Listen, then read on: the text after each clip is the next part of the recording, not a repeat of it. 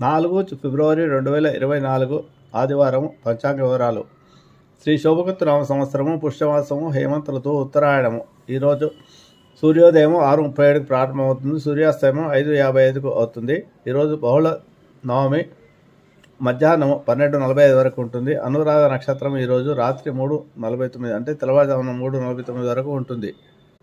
ఈరోజు యోగము వృద్ధి యోగము ఉదయం 8:25 వరకు, కరణము గరజి మధ్యాహ్నం 12:45 వరకు, శుభ సమయాలు ఉదయం 7 నుంచి 9 వరకు, రాహుకాలము సాయంత్రం 4 నుంచి 6 వరకు, యమగండము 12 నుంచి 1:30 వరకు. ఇది ఆదివారం ఎప్పుడు ఇదే సమయాల్లో ఉంటుంది.